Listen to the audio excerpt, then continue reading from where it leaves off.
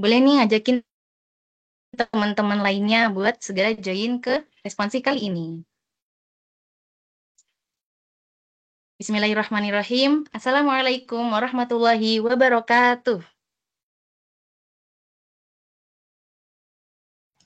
Waalaikumsalam warahmatullahi wabarakatuh. Waalaikumsalam, Kak. Alhamdulillahirrabbilalamin. Wassalatu wassalamu ala asyrafil anbiya wal mursalin wa ala alihi wa sahbihi ajma'in amma ba'du. Yang pertama-tama mari kita panjatkan puji dan syukur kita kehadirat Allah Subhanahu wa taala sehingga kita dapat berkumpul pada malam hari ini di responsi kali ini. Selanjutnya, salawat serta salam selalu kita curahkan kepada baginda Nabi besar kita, Nabi Muhammad Sallallahu Alaihi Wasallam, yang telah membimbing kita dari alam kegelapan menuju alam yang terang benderang saat ini. Baik teman-teman semuanya, selamat malam. Perkenalkan, aku Aisyah sebagai MC pada responsi kali ini. Alhamdulillah ya, sekarang ini udah ada sekitar 232. Wow, udah banyak tuh. Oh, Masya Allah ya, udah pada semangat nih buat belajar untuk UTS besok. Mau ngecek nih teman-teman yang di sini nih udah pada siap belum ya buat responsi kali ini. Boleh diketik di kolom chat, hadir-hadir gitu. Boleh, ayo.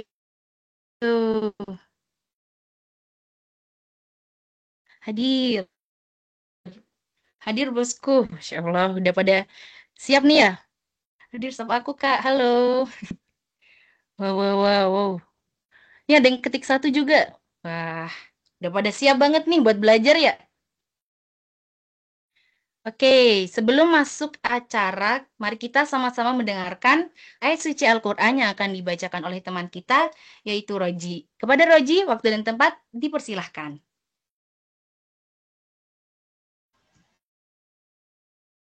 Sebelum mulai kegiatan hari ini, alangkah baiknya kita mulai dengan pembacaan ayat suci Al-Quran. A'udzu billahi minasy syaithanir rajim.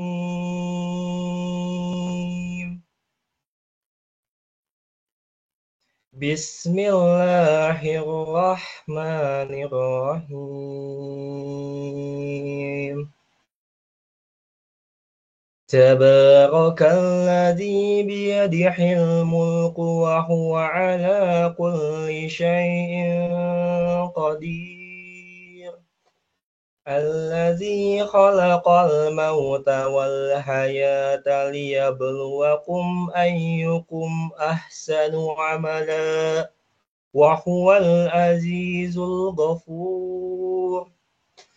الذي خلق سبع سماوات طباقا ما ترى في خلق الرحمن من تفاوت فارجع البصر هل ترى من فطور ثم ارجع البصر كرتين ينقلب إليك البصر خاسئا وهو حسير ولقد زينا السماء الدنيا بمصابيح وجعلناها رجوما للشياطين وأعتدنا لهم عذاب السعير صدق الله العظيم. Sadaqallahul azim. Alhamdulillah, terima kasih kepada Roji yang telah melantunkan ayat suci Al-Quran. Semoga yang membaca dan yang mendengarkan mendapatkan hidayah dari lantunan ayat suci tersebut. Selanjutnya, aku mau kenalin sedikit nih ke kalian untuk pemateri kita kali ini. Jadi, nanti akan menjadi pemateri kita yaitu Ibu Gia Septiana Wulandari, SSI, MSI, MSc, PhD. Wah, panjang banget nih gelarnya.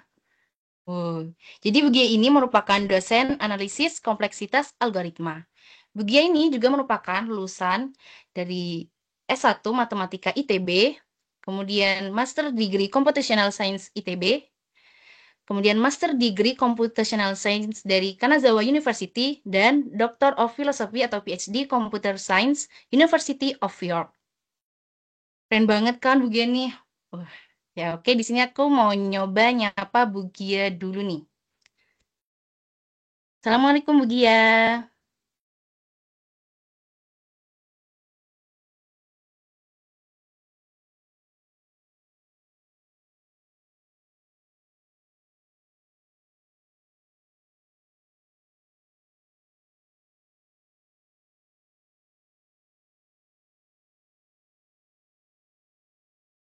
Assalamualaikum Bu Gia, apakah suara saya terdengar?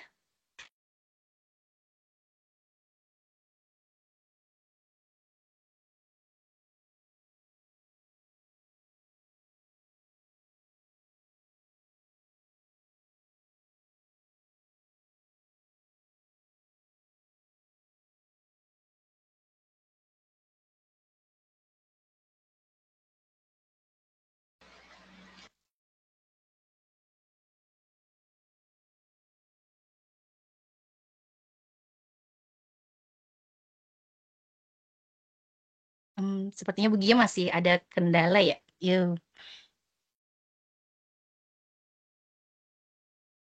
Sambil menunggu Bu Gia nih, gimana persiapan teman-teman buat UTS besok? Boleh ditulis di kolom chat.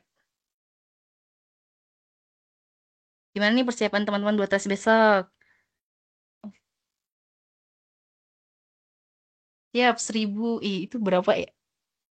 100.000 persen. Wow, Masya Allah. Banyak juga ya. Yang lain. Lagi nyiapin cheat sheet, Kak. Oh iya, besok boleh ya dibuat untuk buat cheat sheet. Boleh dipersiapkan nih teman-teman. Min 1%, Kak, belum siap. Wah, ya nih, kali ini harus benar-benar ngikutin. Kak Aisyah gimana? Ya, kita belajarlah.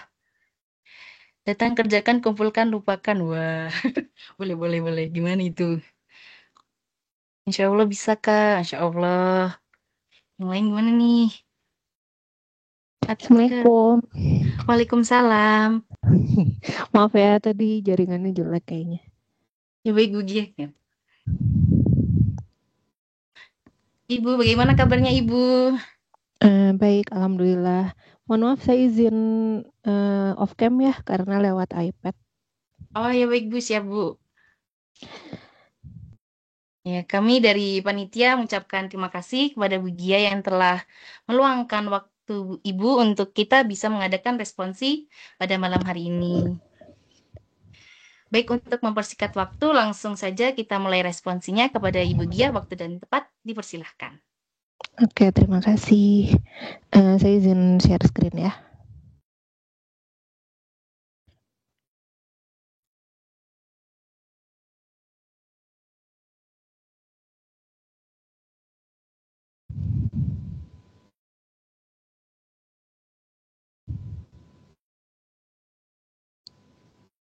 Apakah sudah terlihat?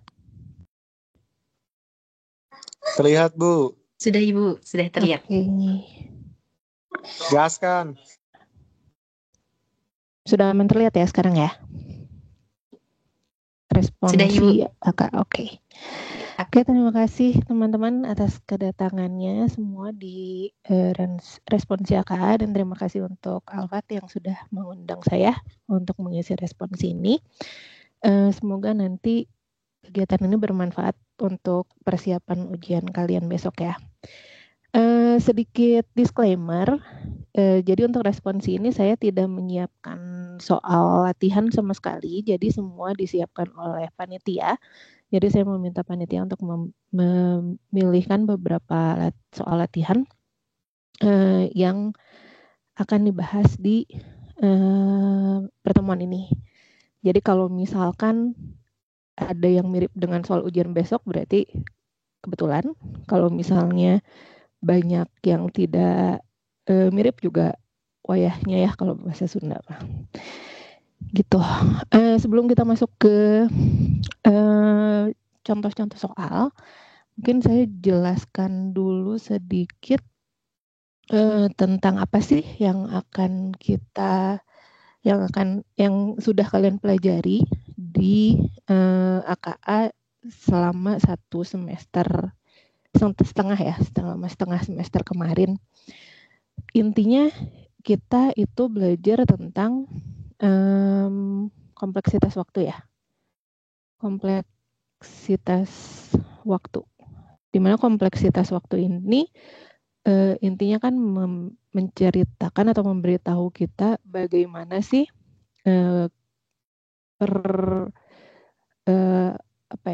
bagaimana efisiensi dari suatu algoritma. Intinya seperti itu. Nah, di kompleksitas waktu ini juga ada yang paling penting, itu adalah notasi asimptotik. Di mana notasi asimptotik ini ada 3 yang kita sering pakai, ada Big O, Big Omega, dan Big Theta. Big O itu kalau kita analogikan dengan pertidaksamaan, Big O itu kurang lebih mirip dengan lebih kecil atau sama dengan. Kalau Big Omega itu lebih besar atau sama dengan, sedangkan kalau Big Theta itu sama dengan. Apa sih yang lebih kecil, apa yang lebih besar, apa yang sama dengan, itu kita lihat dari rank terbesar yang kita punya dari suatu fungsi.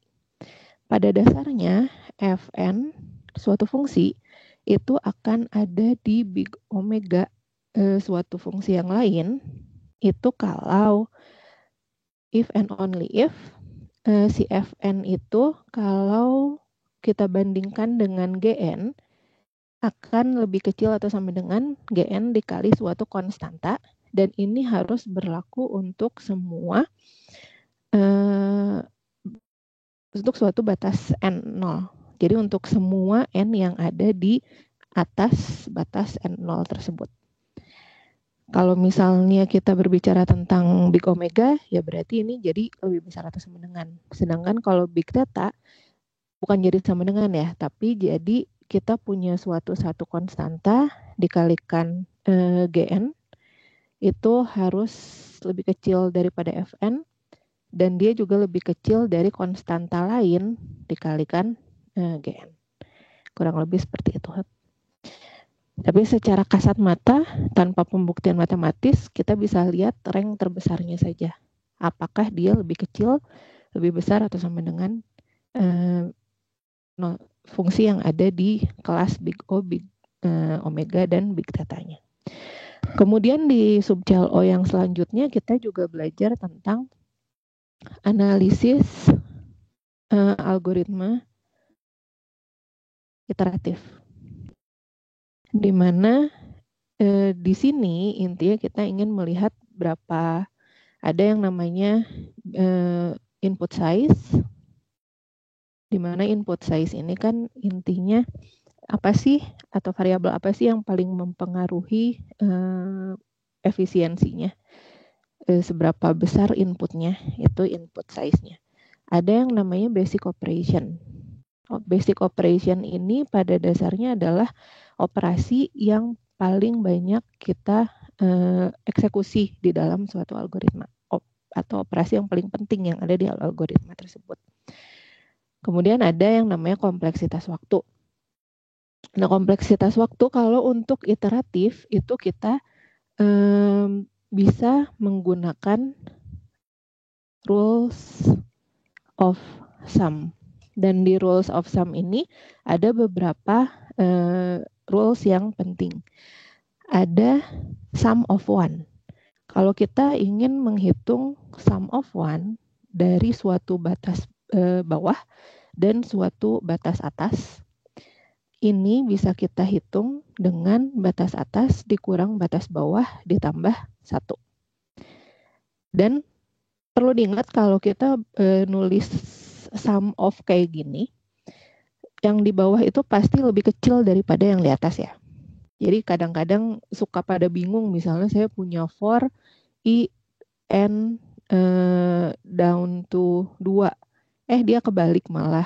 N dulu di bawah, 2-nya di atas. Ini nggak boleh karena yang di bawah itu harus yang kecil. Oke.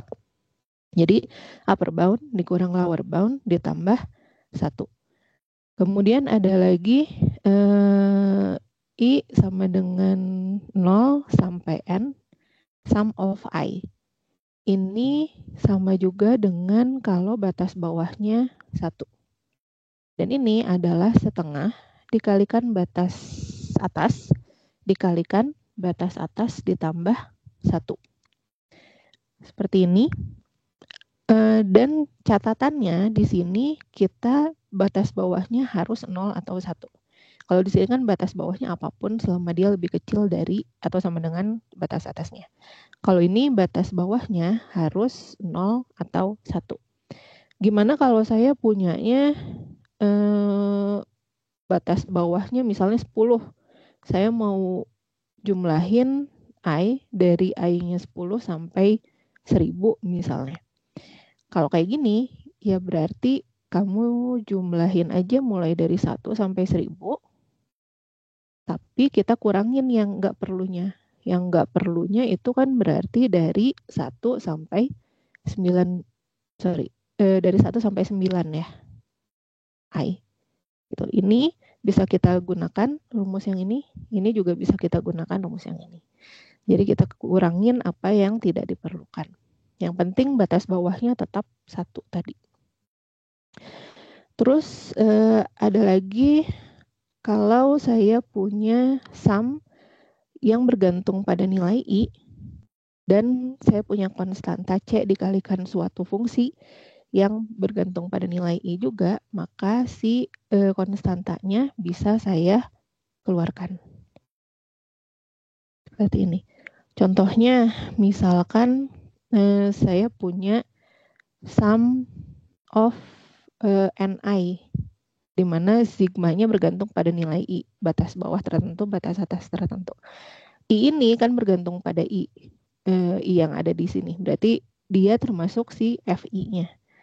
N yang ini dia nggak bergantung sama nilai I, makanya N yang ini bisa saya anggap sebagai konstanta, berarti N-nya bisa saya keluarkan. Seperti ini.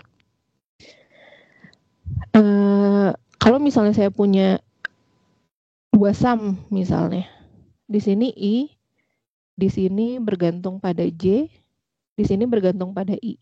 Berarti ketika kita menghitung yang paling dalam dulu, I ini boleh kita keluarkan karena di sum yang paling dalam, I ini tidak bergantung pada variabel penentu sumnya, yaitu J. Berarti ini bisa saya tulis sebagai sum of I dari sum of J 1. Seperti itu ya. Kemudian yang terakhir, kalau saya punya F, 2 fungsi, ini bisa saya tulis seperti ini. Ditambah sum of GI. Jadi bisa kita pisahkan. 4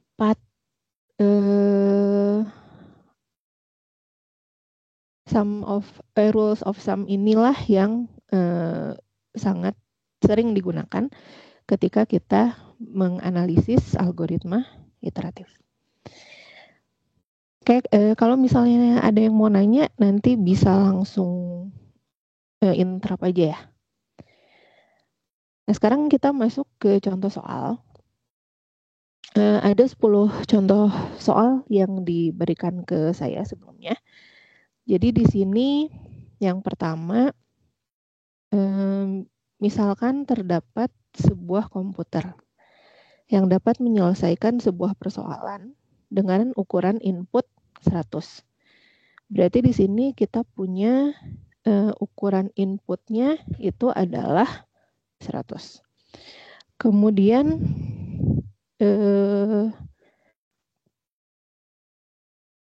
ini bisa diselesaikan oleh komputer tersebut dalam waktu 20 detik.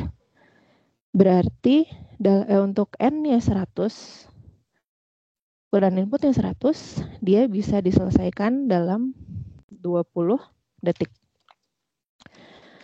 Kemudian algoritma yang dimaksud itu memiliki kompleksitas waktu itu adalah N log 2N. Oke, kemudian jika ukuran input diperbesar menjadi 5 kali ukuran semula, kalau N-nya jadi 500 berarti kan, karena kita ingin mengkalikan dia menjadi 5 kali ukuran semula. Apakah kita memerlukan komputer yang lebih cepat untuk menyelesaikan persoalan tersebut dalam kisaran waktu 20 detik? Atau dengan kata lain, si ukuran input 500 ini masih bisa diselesaikan nggak sih dalam 20 second? Dimana di sini kita memiliki kompleksitas waktunya itu N log 2N. Kalau pertanyaannya cuman yes or no, itu kita nggak perlu sebenarnya menghitung secara eksaknya. Jadi kan ketika N-nya 100, berarti Tn-nya itu adalah 100 log 2 100. Dan ini bisa diselesaikan dalam waktu 20 second. Nah, sekarang ketika N-nya 500, berarti Tn yang kita miliki itu adalah 500 log 2 500. Dia akan menjadi berapa second? Ini kalau kita lihat dari sini ke sini saja tanpa kita hiraukan lognya, karena kalian mungkin, waduh saya takut nih ngelihat log, saya nggak bisa ngitung log sama sekali, apalagi nih log 2 tapi angkanya nggak enak, bukan 2 pangkat sekian kan. Kita bisa fokus di sini 100 500, pengkalinya jelas yang bawah lebih besar juga kan. Tapi dari sini saja kita sudah perlu 5 kalinya. Berarti dari sini ke sini itu yang ada di bawah ini pasti udah akan lebih besar dari 100 second.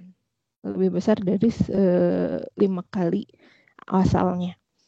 Makanya pertanyaannya, apakah kita memerlukan waktu komputer yang lebih cepat kalau kita tetap pengen ngitung dalam 200 second?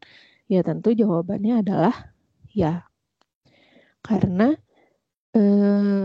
kita membutuhkan kecepatan yang didapatkan dengan komputer yang sama itu lebih dari 5 kalinya.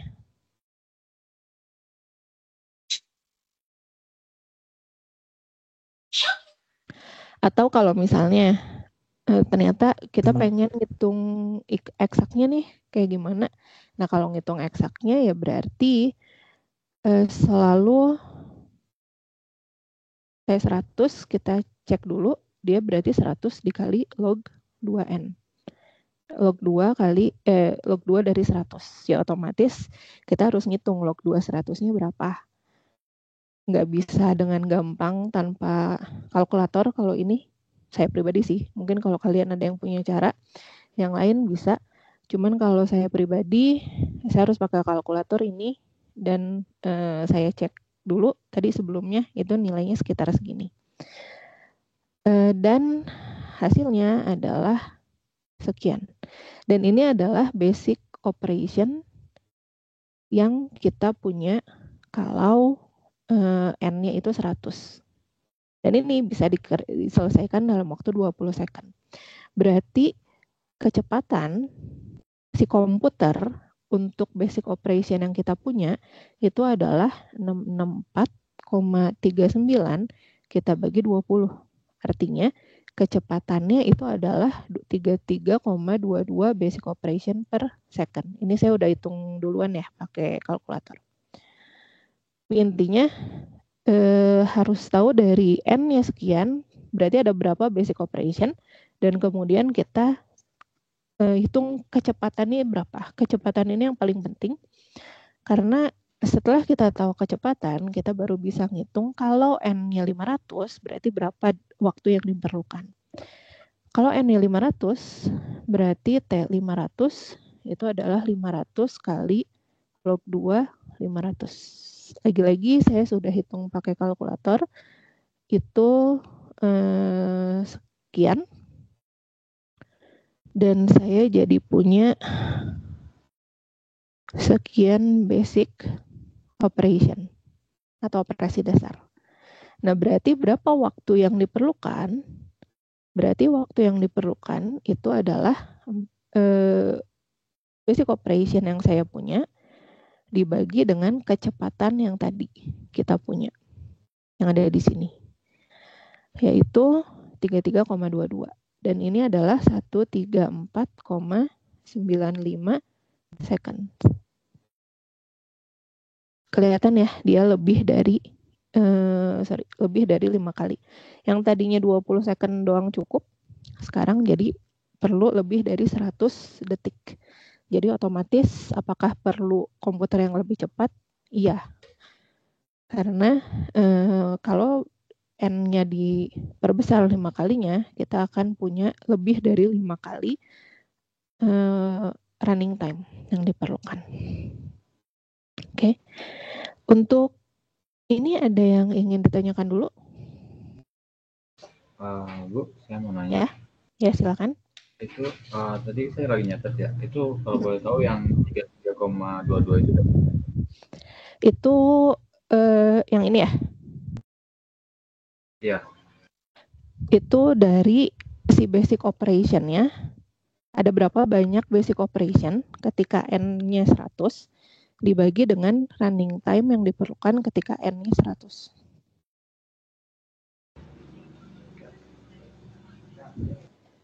Cukup jelas? Cukup jelas. Baik. Makasih. Oke. Sama-sama. Ada pertanyaan lagi? Jadi untuk kecepatan itu pastinya kita perlu tahu untuk suatu N, basic operation-nya ada berapa, dibagi dengan running time-nya itu berapa. Kalau kita udah punya kecepatan, pengen tahu berapa second, ya tinggal ada berapa basic operation, kita bagi dengan kecepatannya. Seperti itu. Ada pertanyaan lagi? Mohon maaf Ibu, ini di kolom chat ada yang tanya dari Nashwa Kamila. Mau tanya bagaimana kalau sum of yang I-nya berada di pangkat. Ini sepertinya tanya ke bagian yang sebelum soal ini. Oh ini ya. Sum of I-nya ada Berada pangkatnya di gitu ya? Sorry. Sum of I-nya ada di pangkat, maksudnya I kuadrat gitu atau gimana ya? Mungkin kepada Nashwa boleh ya on mute.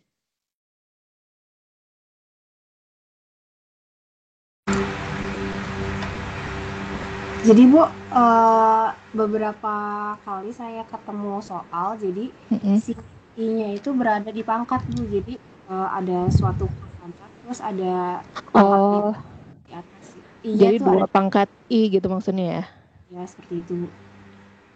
Kayak gini ya? Ini ya. Untuk yang seperti itu sebenarnya ada juga rumus-rumus, kan kalian besok boleh pakai cheat sheet ya. Kalian bisa juga googling sum of rules. Nah, di situ akan keluar banyak rumus-rumus yang seperti ini. Jadi ini tuh hanya 2 basicnya aja. Tapi selain itu ada banyak yang lainnya. Bentar, saya sedang carikan juga. Sebentar ya.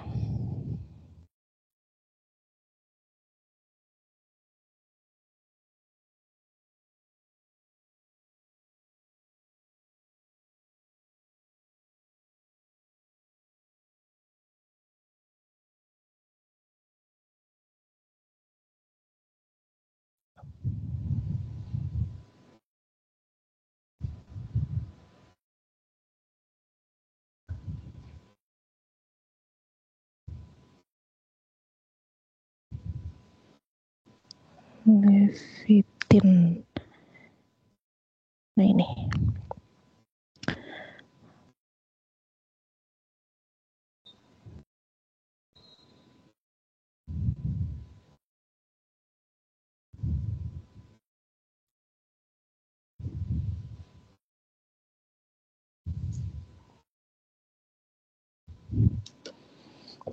Ini kelihatan? Sorry. Kelihatan nggak? Kelihatan Bu. Kelihatan. Nah, kayak gini. Jadi ini kan maksudnya kayak A pangkat I gini ya. Kalian bisa pakai aja langsung sih rumus yang ada di sini. Kalian boleh tulis ini di cheat sheet-nya. Yang paling banyak digunakan emang 1, 2, kadang 3. Kalau nggak salah pas di kuis kemarin juga ada yang 3 ya. 1, 2, 3 itu digunakan. 4 sampai 8 kalau untuk analisis algoritma sih jarang digunakan. Gitu. Cukup jelas? Jelas Bu, terima kasih. Sama. Ini saya tambahkan aja ya.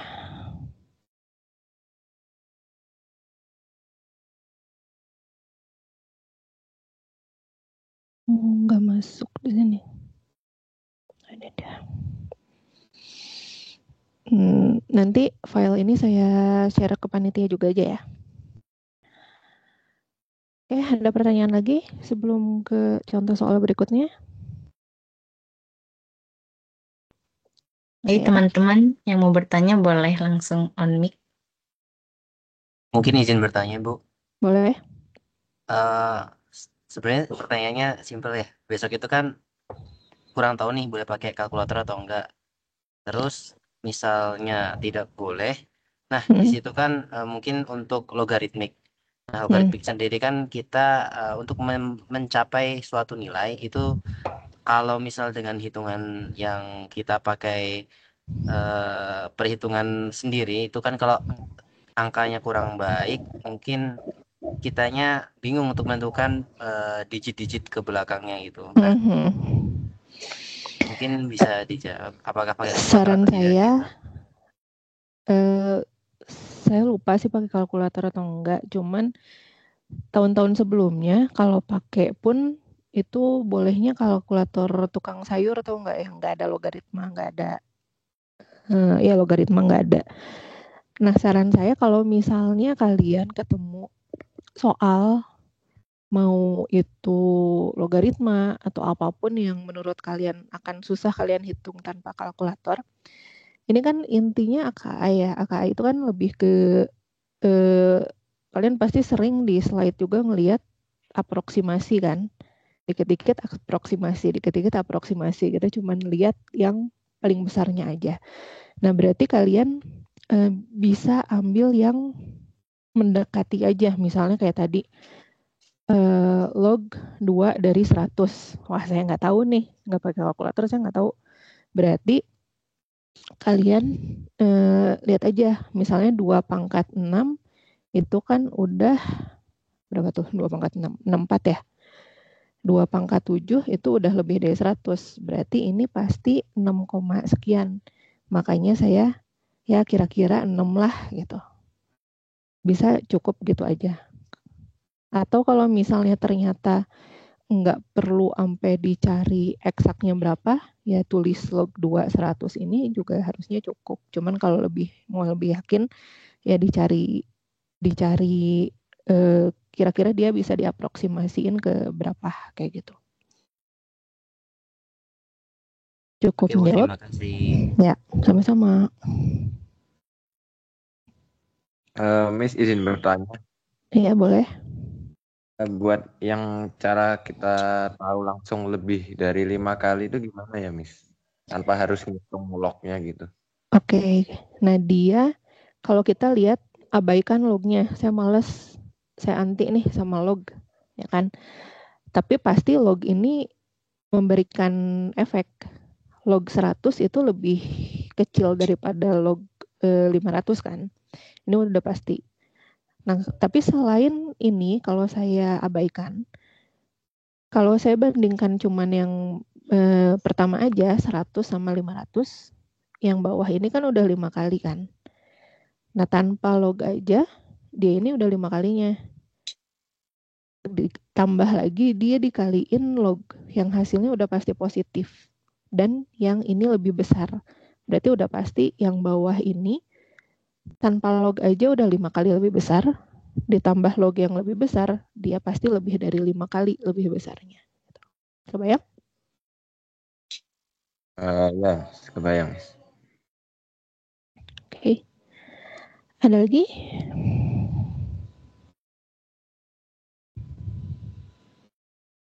Aman ya? Kita lanjut aja ke soal selanjutnya. Di sini lagi-lagi ada mirip-mirip lah ya. Tapi di sini ada 2 perbandingan algoritma. Di sini algoritma A memiliki kompleksitas waktu n kuadrat, algoritma B memiliki kompleksitas waktu n log n. Jujur saya agak nggak ngerti pertanyaannya apa di sini.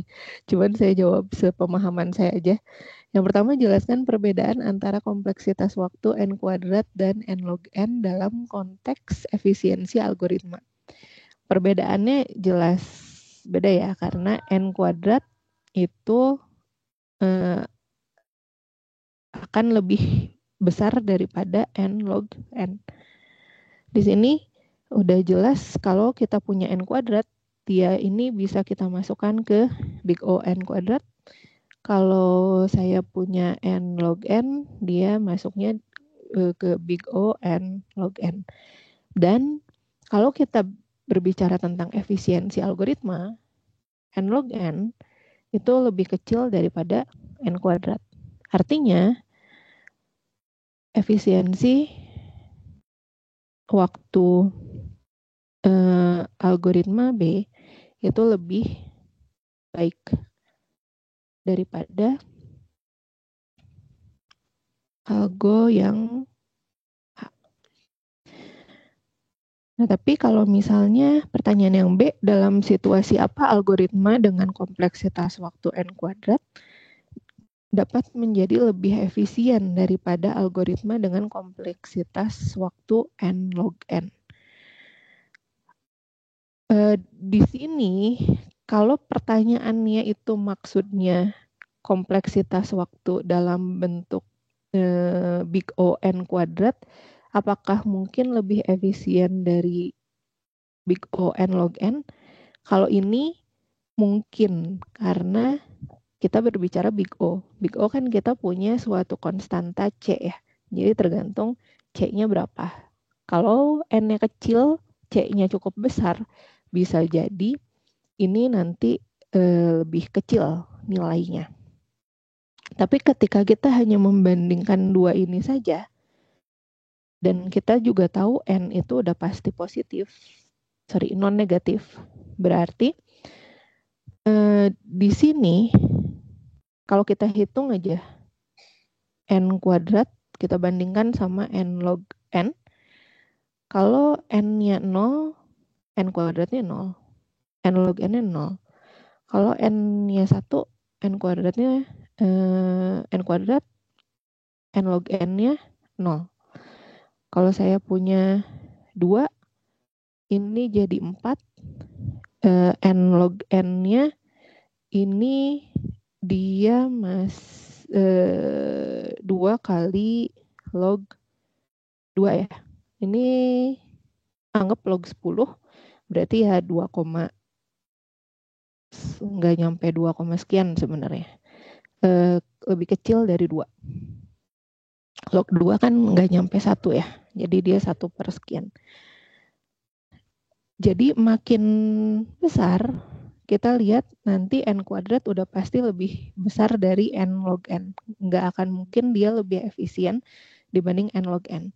Jadi kalau ditanyanya eksak tergantung pada T-nya ini, ya dia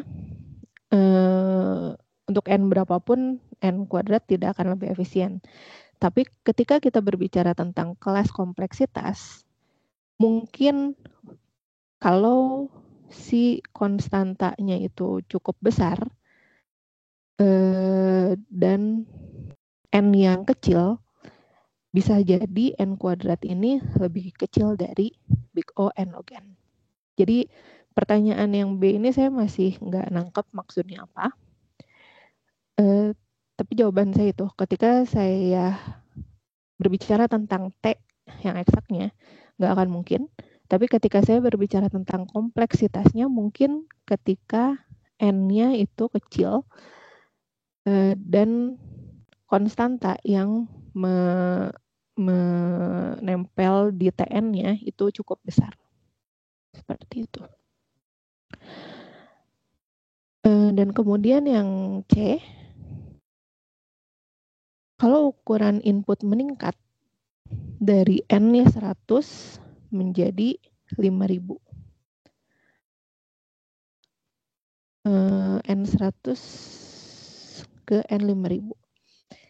Berapa kali lebih lama waktu yang diperlukan oleh masing-masing algoritma dalam hal kompleksitas waktu? Berarti kalau kita cek algoritma A, TA 100 itu adalah N kuadrat. Berarti 100 kuadrat yang artinya 10 pangkat 4. Kalau algoritma B itu ketika dia 100, dia akan menjadi 100 log 100. Berarti ini jadi 200. Kan? Saya hapus dulu yang sebelah sini ya. Nah, ketika N-nya 5.000,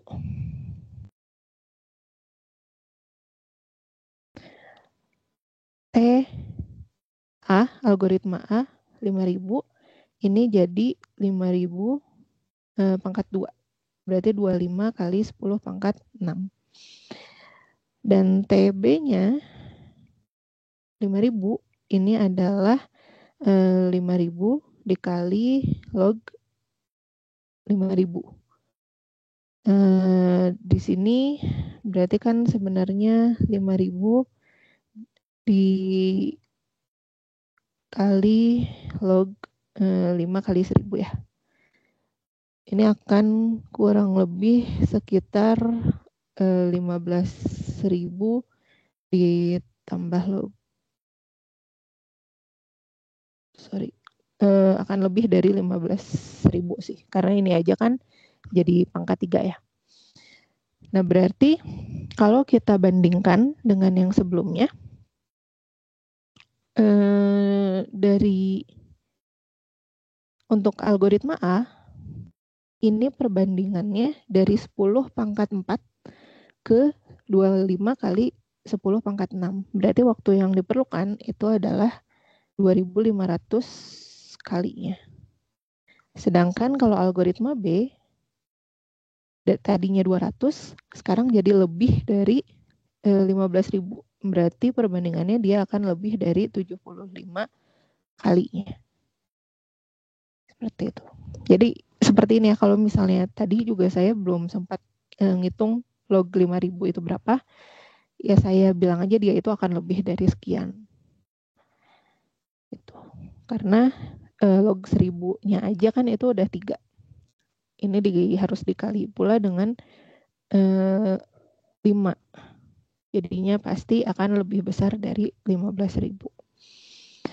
Seperti itu. Ada pertanyaan untuk soal yang ini?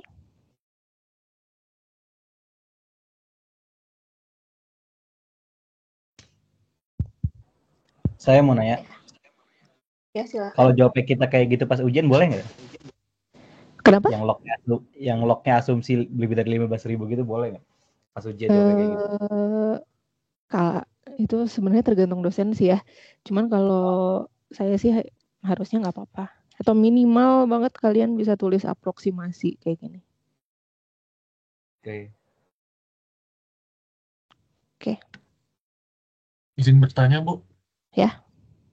Kalau kita lagi ngomongin analisis kompleksitas algoritma ini, kalau di soalnya diketahui log dan basisnya itu nggak dikasih tahu di soal, biasanya berapa basisnya, Bu? Kalau AKA? Kalau kayak gini nggak ada sama sekali info tentang apa namanya? Tentang algoritmanya. Saya biasanya anggapnya 10. Tapi kalau ada ditulis algoritmanya seperti apa, ya kita lihat dia kemungkinan berapa. Karena kan kadang-kadang kalau kita punya log 2n aja kita masukinnya ke big O log n misalnya gitu kan ya. Padahal dia log 2n. Cuman harusnya ditulis jelas sih kalau kita berbicara tentang TN, bukan big O-nya, harusnya jelas. Berarti kalau log n berarti basisnya 10. Seperti itu. Berarti kalau TN biasanya basis 10, tapi kalau big annotation basisnya 2 ya, Bu? Belum tentu, Belum tentu. tergantung algoritmanya. Oke. Cuman kalau TN berarti lihat aja kalau dia tanpa basis ya berarti 10. Kecuali kalau dia udah nulis di awal N log 2N ya berarti basis 2 gitu. Baik, makasih Bu. Sama-sama. Ada lagi? Ini di kolom chat ada dari Akmal Natakusuma bilang, kalau saya waktu untuk sekali operasi dasarnya Bu antara N kuadrat dengan N log N. Ini sepertinya pas yang poin B apa ya? Gimana? Saya bisa lihat ini enggak ya? Sebentar.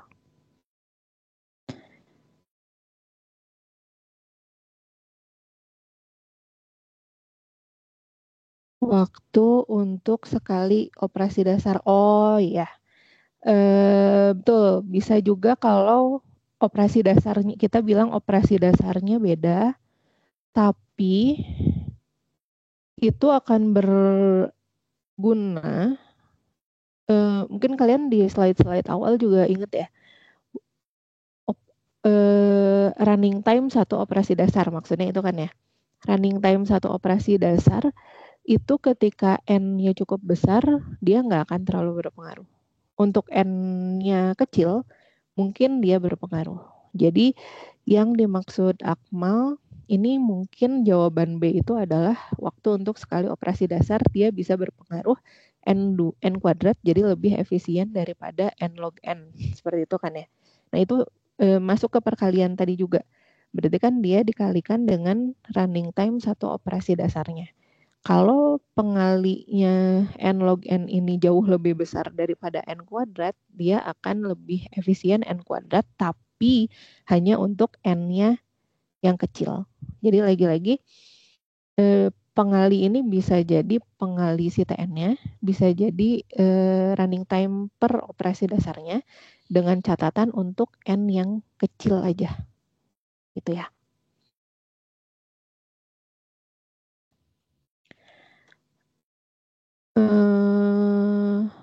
Untuk N log N, apakah boleh N-nya 0 mengingat log 0 itu tidak ada.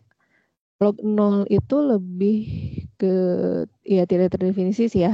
Jadi tadi saya lihatnya N dikalikan 0 dikalikan apapun jadi 0.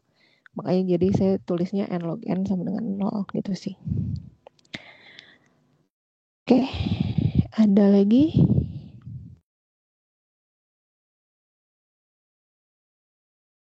Nggak ada ya.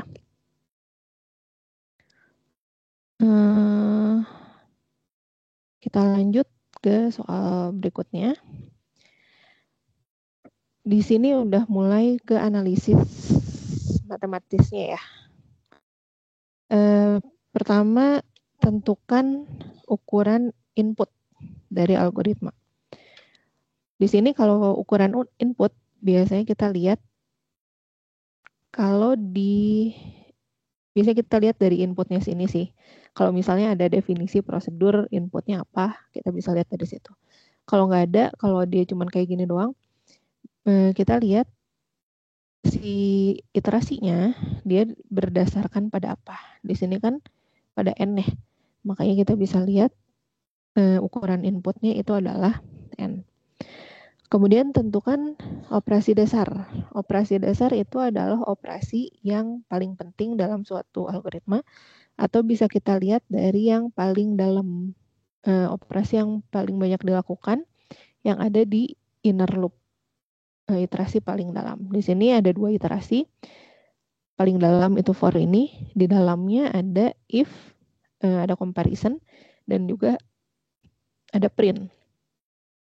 Comparison ini pastinya lebih banyak dari print, karena print baru akan dilakukan ketika comparisonnya say yes. Jadi dia kalau dia hold berarti printnya baru dilakukan. Berarti comparison akan lebih banyak, sehingga operasi dasarnya itu adalah perbandingan atau comparison.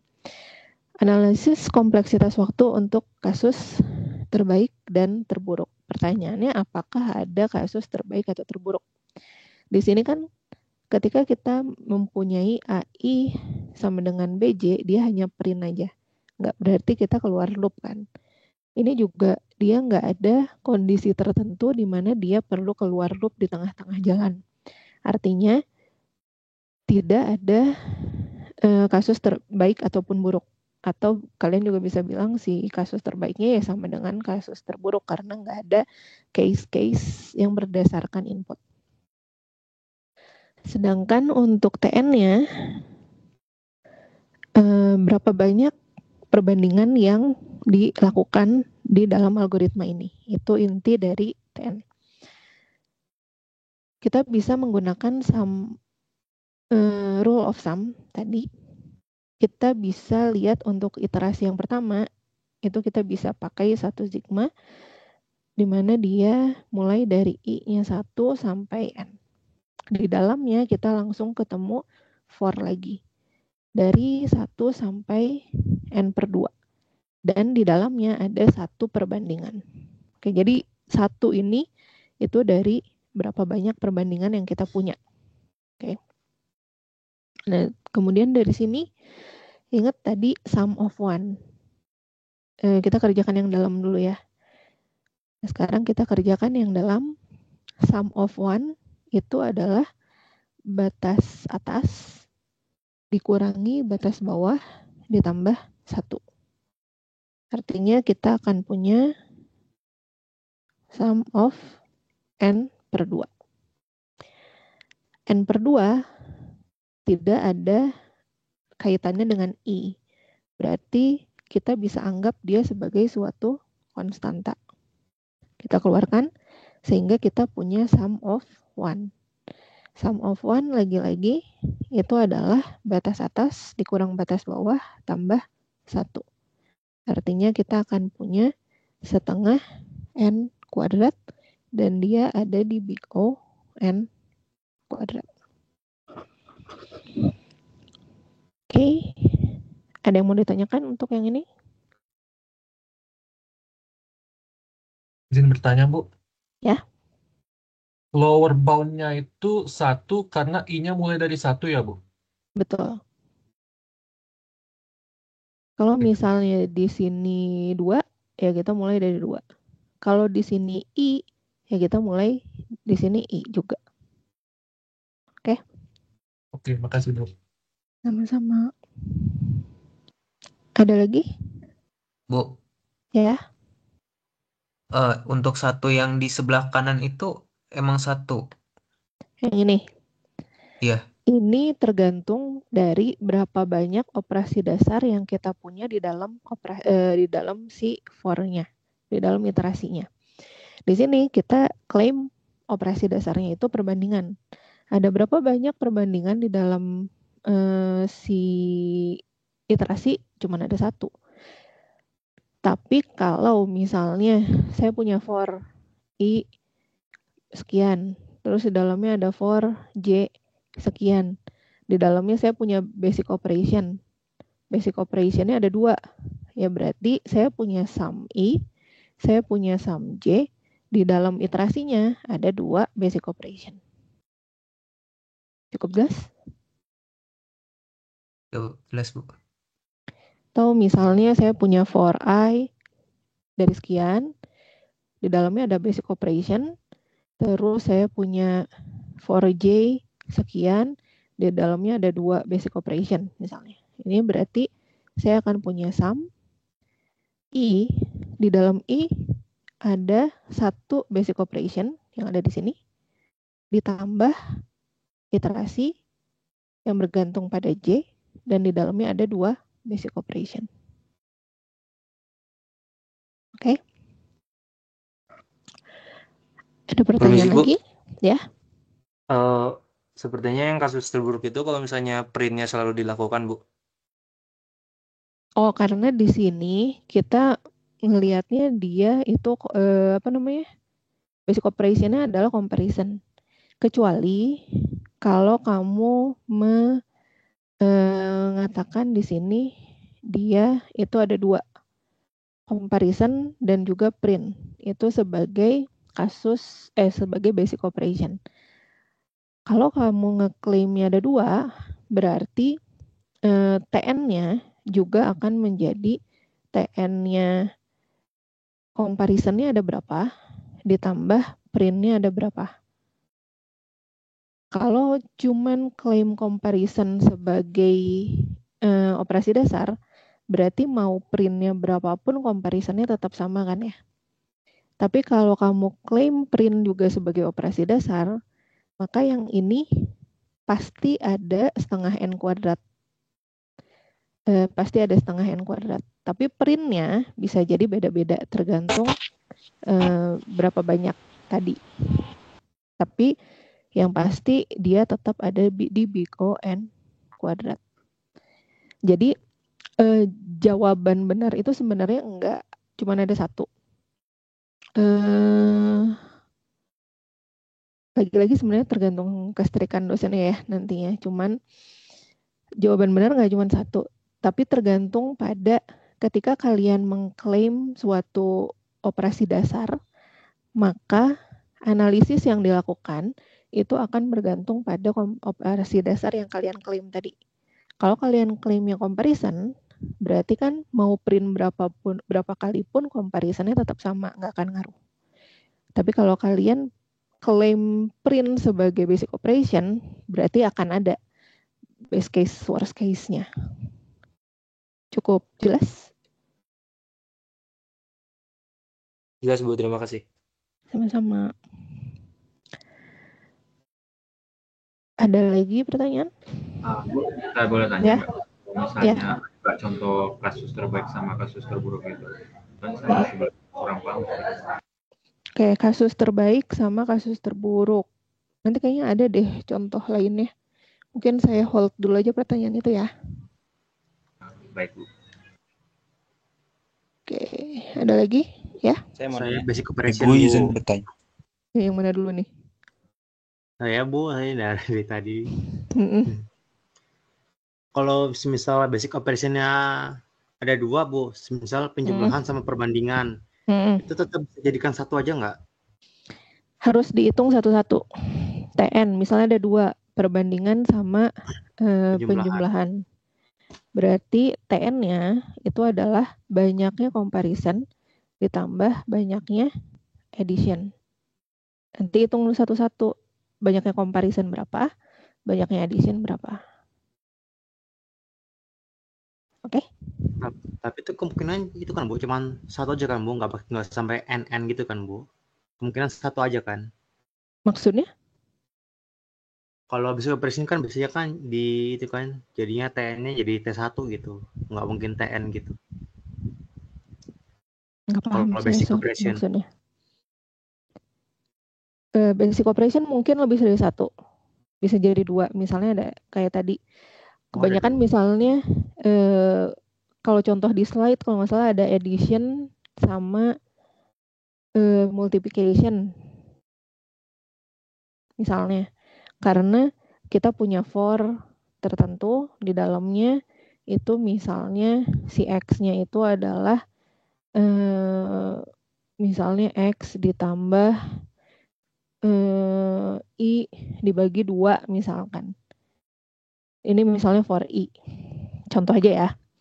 Nah di sini berarti basic operation-nya ada 2. Yaitu penjumlahan dan juga pembagian. Berarti TN-nya itu adalah banyaknya penjumlahan yang kita punya ditambah dengan banyaknya pembagian yang kita punya. Terus kita hitung satu-satu, banyaknya penjumlahan berapa, banyaknya pembagian berapa. Cukup menjawab?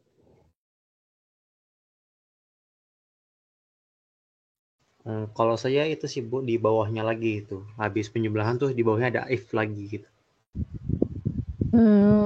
Habis penjumlahan di bawahnya ada if lagi. Bisa juga. Kalau intinya kalau kamu klaim 2, berarti ya dua-duanya harus dihitung. Terus nanti hasil akhirnya adalah penjumlahan dua-duanya.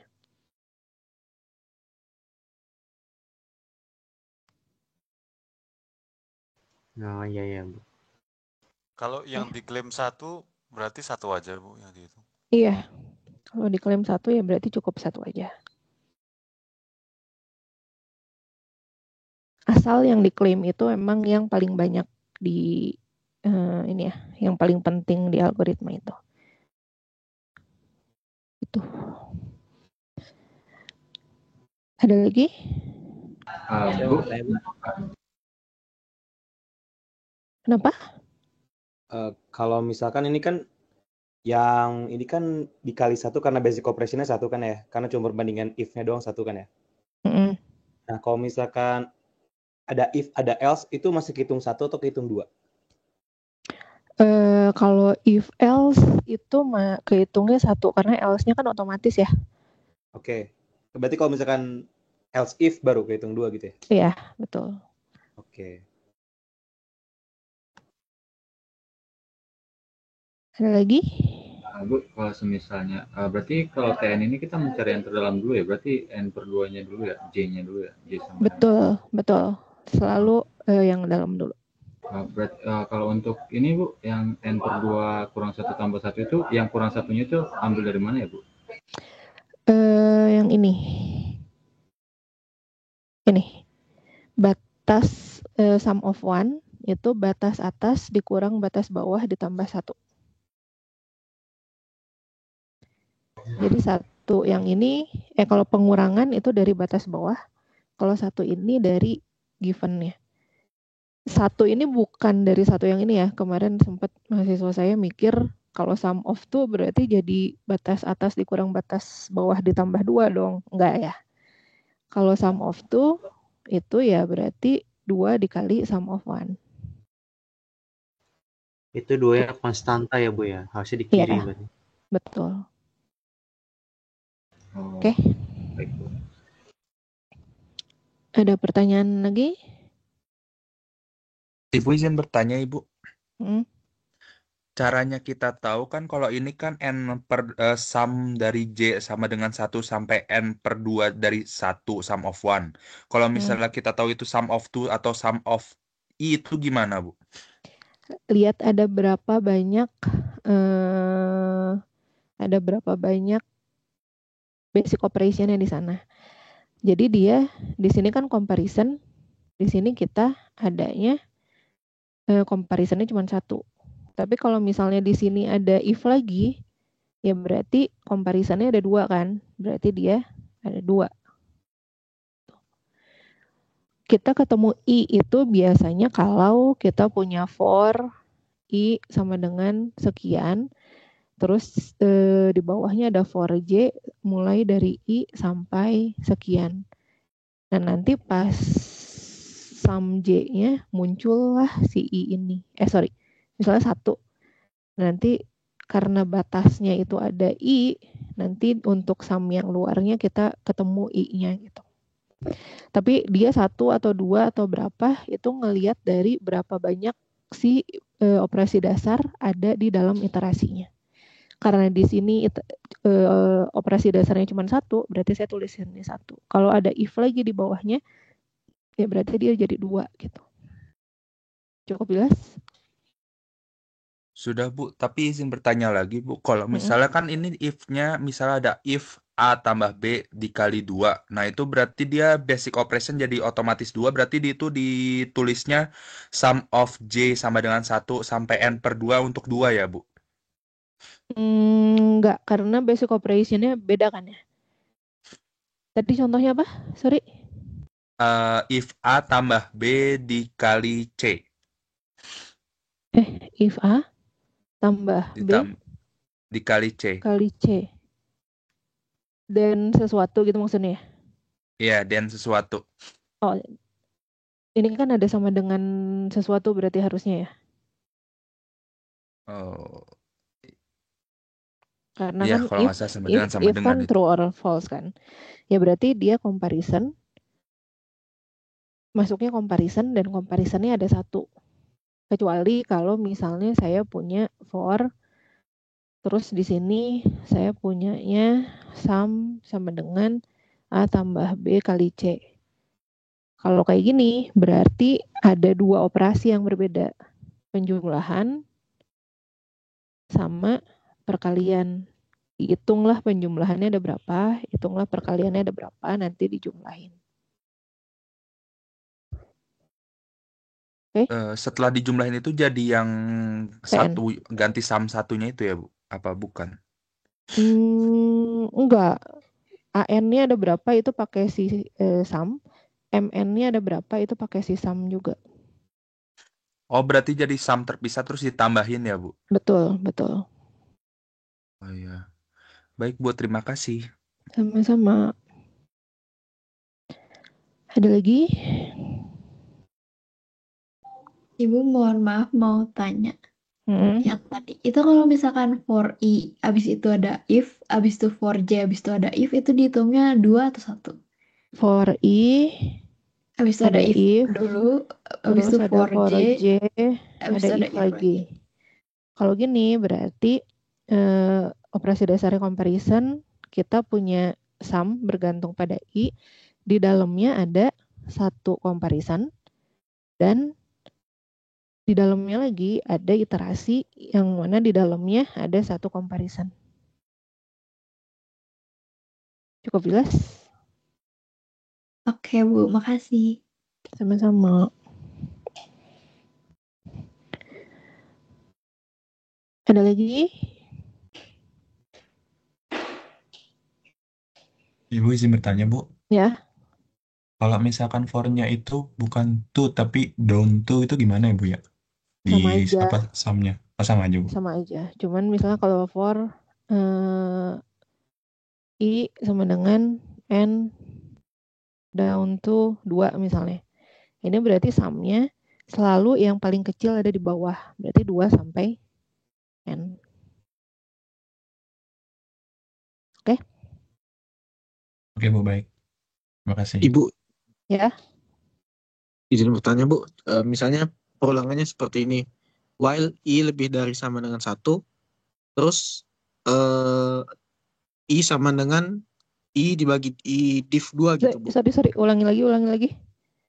Jadi itu while i lebih dari sama dengan 1. Nah, terus di bawahnya ada basic operation. Apa misalnya sesuatu. Misalnya aja. Terus untuk i-nya tuh i sama dengan i bagi 2 untuk nambahin ininya, nambah iterasinya. Oke. Itu nanti kita bahas di soal yang selanjutnya. Ada lagi. Mirip-mirip. Oke. Saya hold dulu ya. Ada lagi? Oke, kita langsung lanjut aja ya. Ini soal yang dimaksud mirip-mirip sebenarnya, walaupun beda. Tapi nanti saya bahas juga yang yang I/2. Di sini, kalau kita lihat, ada 2 for. Nah, ini contoh, ada 2 basic operation ya. Yang pertama, tentukan ukuran input. Ukuran input, ya kita lihat dia bergantung pada n. Ini juga bergantung pada n. Berarti jelas ukuran inputnya itu adalah n. Kemudian gunakan formula sum untuk mendapatkan kompleksitas waktu dan jelaskan kelas asimptotik. Nah, di sini kita mau pakai sum. Kalau di slide mungkin kalian lihatnya itu dia pakai cari apa itu namanya? Cari pola gitu kan ya. Kalau harus pakai sum gimana? Kalau harus pakai sum, kita lihat I-nya, saya bikin ini deh. Kompleksitas waktunya itu akan bergantung pada banyaknya addition, banyaknya penjumlahan, ditambah banyaknya division. Oke, karena di sini ada 2, saya klaim 2 operasi dasar. Tapi AN, banyaknya addition, pasti sama dengan banyaknya division. Jadi kita bisa hitung salah satu aja. Yaitu, for yang pertama, kita mulai dari I-nya itu n/2 sampai n. Setelah itu kita langsung ketemu for lagi. Nah, tapi for yang kedua, gimana nulisnya nih? Karena di sini dia mulai dari 2 sampai n, tapi increment-nya itu 2J. Biasanya kan cuma plus 1 aja ya. Dan ini adalah simbol sum di mana increment-nya cuma 1. Jadi kita nggak bisa nulis dari 2 sampai N. Karena ini artinya J yang akan dipakai itu 2, 3, 4, 5, dan seterusnya sampai N. Kita maunya dia loncat kali 2 untuk setiap iterasi. Berarti J yang sebenarnya digunakan itu adalah mulai dari 2, selanjutnya dia dikali 2 jadi 4. Selanjutnya kita kali 2 juga jadi 8. Dan seterusnya. Kondisi seperti ini kita selalu misalkan N-nya, yaitu batas atasnya, itu 2 pangkat sesuatu. Kenapa 2 pangkat sesuatu? Karena kalau kita nggak misalkan ini, akan terlalu banyak kemungkinan yang perlu kita pikirkan. Sedangkan kalau kita ngomongin kompleksitas waktu, ujung-ujungnya kita cuma perlu kelas kompleksitas. Dan perbedaan 1 atau 2 operasi itu sebenarnya tidak akan terlalu berpengaruh kan. Makanya tanpa menghilangkan definisi-definisi yang ada, kita misalkan, andaikan untuk mempermudah perhitungan saja, karena toh ujung-ujungnya kita perlunya aproksimasi aja kan. Kita misalkan N-nya itu adalah 2 pangkat K. Kalau di sini increment-nya itu adalah pangkat 3, dikali 3 terus, ya kita misalkan 3 pangkat K. Kalau di sini dikali 5 terus, ya berarti kita misalkan 5 pangkat K. Gunanya apa? Ya biar N-nya ini, N yang paling terakhir, itu ya pasti masih nyambung sama increment-nya yang ada di sini. Pasti kita nyampe si N terakhir tadi. Intinya sih seperti itu. Nah, di sini kalau kita lihat si J-nya bisa kita tulis juga jadi 2 pangkat 1, 2 pangkat 2, 2 pangkat 3, dan seterusnya. Ini kan sampai N ya, karena kita misalkan dia 2 pangkat K. Berarti sampai 2 pangkat K. Nah, kita lihat dari J yang kita punya, apa yang kita punya di iterasi ini, ada yang increment-nya cuma 1 nggak? Ada nih si pangkatnya. Pangkatnya kan mulai dari 1, 2, 3 sampai K. Itulah yang akan kita gunakan di sini. Jadi di sini kita punyanya dari 1 sampai K. Dan di dalamnya ada berapa penjumlahan ataupun pembagian? Ada 1. 1 penjumlahan, 1 pembagian. Oke, sampai sini dulu ada yang mau ditanyakan?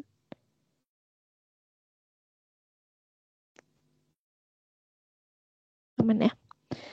Nah, Ibu berarti itu ada ya, penjumlahan sama pembagian kan ya Bu? Itu jadinya nggak ditambah. nanti ini kan udah ada ditambah. Oh.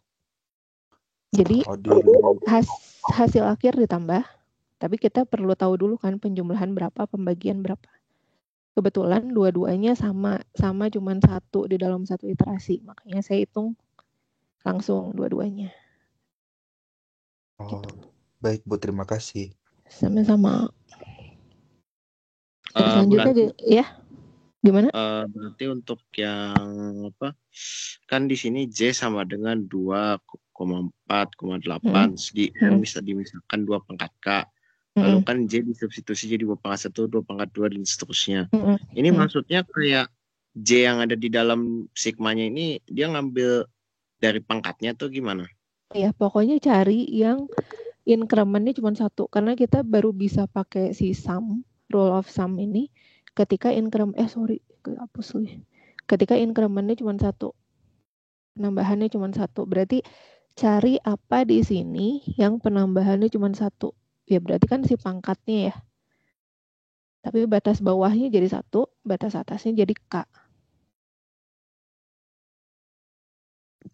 Oke Bu, sudah terjawab. Sip.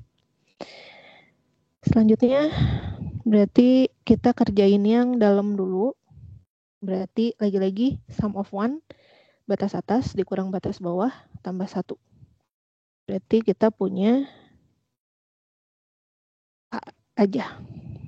K itu nggak ada hubungannya sama I, berarti bisa kita anggap sebagai konstanta.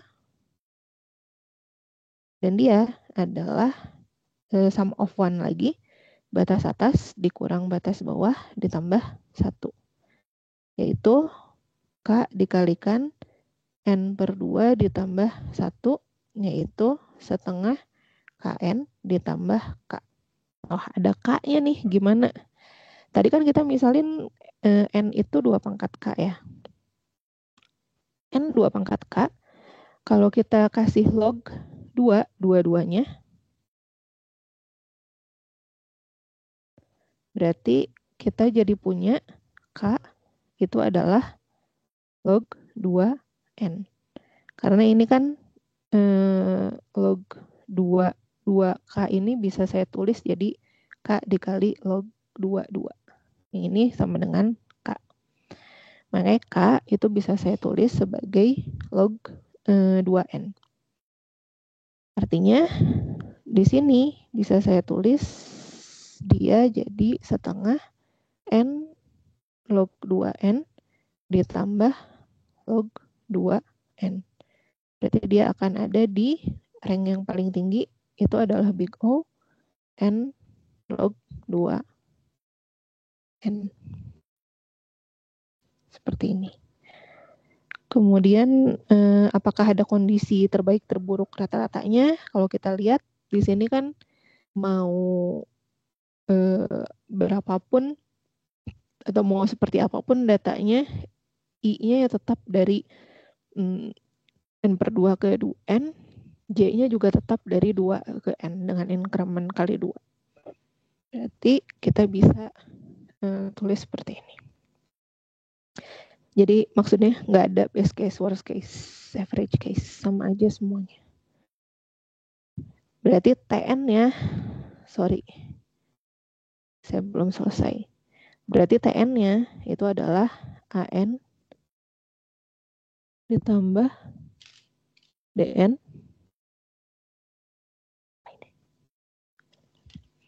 berarti dia jadi 2 kali setengah N log 2N ditambah log 2N. Tapi tetap ya ada di big O. Sorry. Oke, ada pertanyaan? Saya, Bu. Ya, silakan. Itu untuk yang summasi K, J-nya tuh sama dengan 1 karena itu ya, Bu, yang kanannya 2 pangkat 1 itu ya, Bu ya? Iya, pokoknya cari dari sini dari apa yang saya bisa ambil yang incrementnya 1. Si pangkatnya ini. Jadi lebih mudah jadiin K aja ya, Bu ya? Daripada jadi banyak-banyak gitu. Kalau yang di Misalnya slide kan jadi I dia N plus I ini plus A cari. gitu. Iya, betul. Kalau misalnya tadi pertanyaan sebelumnya dia ada while I lebih besar dari 1 kalau nggak salah ya. Terus di dalamnya itu I-nya dibagi 2. Jadi sama aja sih sebenarnya. Ini N deh kalau nggak salah biasanya. N-nya dibagi 2. Berarti kan kita punyanya awalnya N, terus N/2, terus N/4, dan seterusnya. Atau dengan kata lain kita awalnya punya 2 pangkat K, terus 2 pangkat K-1, 2 pangkat K-2, dan seterusnya sampai ke 2 pangkat 0. Nah, berarti yang incrementnya 1, di sini -1 sih, down to ya. Berarti kita jadi punya I-nya itu mulai dari 0 sampai K, kayak gitu. Jadi carilah apa yang pergerakannya cuma 1. Biasanya sih pangkatnya ya. Cukup jelas? Jelas, Bu. Oke. Ya. Tadi kenapa kok nggak ada best case, worst case, sama average case-nya? Karena di sini mau apapun datanya, for akan tetap berjalan dari n per 2 ke n. J juga akan tetap berjalan dari 2 ke n. Incrementnya kali 2. Jadi basic operation tetap akan dijalankan dengan iterasi pertama seperti ini, iterasi kedua seperti ini. Nggak mungkin dia keluar di tengah-tengah. Makanya nggak ada best case, worst case. Oke, makasih, Miss. Sama-sama. Nah, Bu, Ya. berarti untuk yang kayak misalkan n log 2n ini dia jarang sekali ya dia punya best case, worst case gitu-gitu. Belum tentu sih. Tergantung kalau misalnya di sini tiba-tiba dia ada break untuk suatu if apa ada break, ya dia bisa jadi ada worst case, best case. Oke, siap. Oke, ada lagi? Ciri-ciri ada best case, worst case biasanya. Kalau for berarti ada break. Atau ada tiba-tiba dia jadi I-nya itu jadi N. Berarti kan loncat ya. Berarti dia udah akan keluar. Atau kalau while itu ada yang bergantung ke I dan ada N suatu boolean. Ini biasanya itu ada best case, worst case. Pokoknya intinya kalian lihat apakah dia mungkin keluar dari iterasi di tengah-tengah iterasinya gitu. Kalau misalnya mungkin keluar ya berarti ada best case, worst case. Oke, ada pertanyaan? Ibu izin bertanya, tadi yang K itu bisa jadi log 2N gimana ya, Bu? Kan N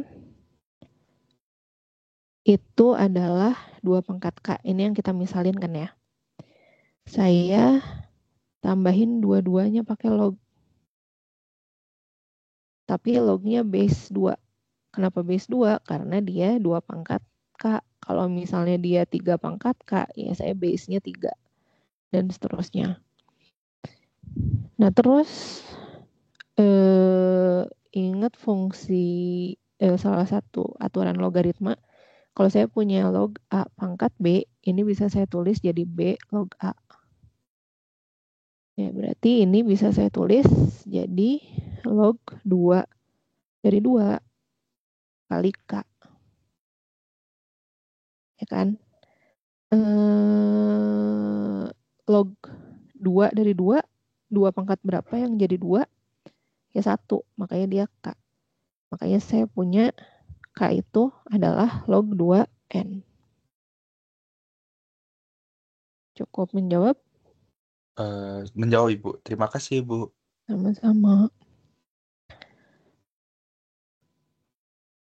Lagi?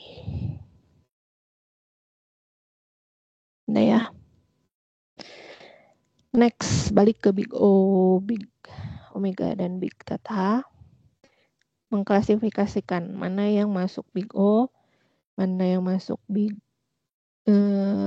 Omega, mana yang masuk Big Theta. Review lagi, Big O itu analoginya dengan lebih kecil atau sama dengan, Big Omega itu dengan lebih besar atau sama dengan, dan Big Theta itu dengan sama dengan. Apa yang perlu kita bandingkan? Itu rank terbesar dari fungsinya dengan fungsi dari kelas yang kita maksud. Di mana kelas yang kita maksud itu adalah n kuadrat. Nah, kita lihat yang paling besar di sini itu apa sih? Di yang pertama, dia itu paling besarnya n kuadrat. Jadi kita bandingin antara n kuadrat atau n atau satuan. Jelas n kuadrat yang paling besar. N kuadrat apakah lebih kecil atau sama dengan n kuadrat? Jelas iya. Berarti F1 masuk sini. Apakah dia lebih besar? Kita punya n kuadrat. Apakah lebih besar atau sama dengan n kuadrat? Iya. Makanya F1 juga masuk ke Big Omega. Apakah dia sama dengan n kuadrat sama dengan n kuadrat? Jelas iya. Makanya dia masuk big theta. Big theta sih sebenarnya kalau dia masuk big O dan dia masuk big omega juga udah pasti dia masuk big theta ya. Kemudian yang ini n pangkat 3 paling besarnya. Apakah dia lebih kecil atau sama dengan n kuadrat? N pangkat 3 apakah lebih kecil atau sama dengan n kuadrat? Jelas enggak. Apakah dia lebih besar? Jelas iya. Makanya dia akan masuk ke big omega. Apakah sama dengan? Jelas tidak. Atau bisa kita lihat kalau dia nggak ada di salah satu big O, big omega, berarti dia bukan di big theta. Sekarang tadi di sini n kuadrat ya yang paling gede. Di sini n pangkat 3 yang paling besar. Di yang ketiga paling besarnya antara n kuadrat log n dengan n. Jelas yang paling besar itu adalah n kuadrat log n. Kalau kita bandingin sama n kuadrat, apakah dia lebih kecil? Tidak. Lebih besar? Ya. Sama dengan? Tidak. Selanjutnya n yang paling besarnya. Apakah lebih kecil? Iya. Apakah lebih besar? Tidak. Apakah sama dengan? Tidak juga. Kelima, yang paling besar adalah n pangkat 4. Apakah lebih kecil? Tidak. Apakah lebih besar? Iya. F5 ya. Sama dengan? Jelas tidak. F6, ini paling besarnya antara n kuadrat atau n log n. Di n kuadrat, berarti dia masuk di lebih kecil atau sama dengan, lebih besar atau sama dengan, dan juga sama dengan. Di sini paling besarnya dia sendiri, yaitu n log n. Dia lebih kecil, tidak lebih besar, atau sama dengan, dan tidak sama dengan. Di sini n kuadrat berarti masuk ke semuanya. Kemudian F9-nya paling besar, faktorial. Berarti dia masuknya cuman ke, cuman ke lebih besar. Ini juga sama, n pangkat 3 yang lebih besarnya. Yang ini, n kuadrat, berarti masuk ke semuanya. Ini juga n kuadrat, masuk ke semuanya.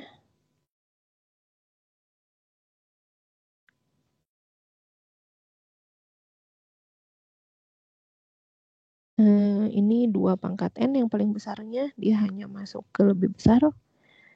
Ini n kuadrat, berarti masuk ke semuanya. Dan ini paling besarnya n pangkat 3, berarti hanya masuk ke omega. Ingat urutannya linear, konstan, terus n, terus sebelumnya log n dulu ya. Log n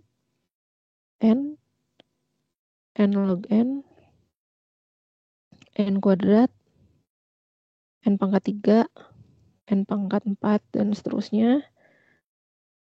Habis itu baru 2 pangkat n, 2 pangkat, 3 pangkat n, dan seterusnya. Dan yang paling parah itu adalah n faktorial. Oke, ada pertanyaan untuk ini?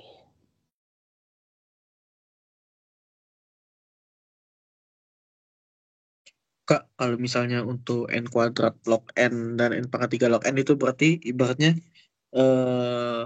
itu dia ukurannya bakal lebih besar dari n kuadrat gitu ya? Iya. Dia dikali log n. Yep. Karena kan log n ini kalau n-nya gede banget, ini kan pasti positif ya, lebih dari 1. Berarti pasti dia jadinya lebih besar atau sama dengan n kuadrat. Ini juga lebih besar atau sama dengan n pangkat 3. Oke. Ada lagi? Bu, kalau saya di kolom chat, Bu. Kolom chat. Dia sama sin. Oh, sin. Trigonometri. Trigonometri itu nilainya pasti antara 0 sampai 1 aja kan ya?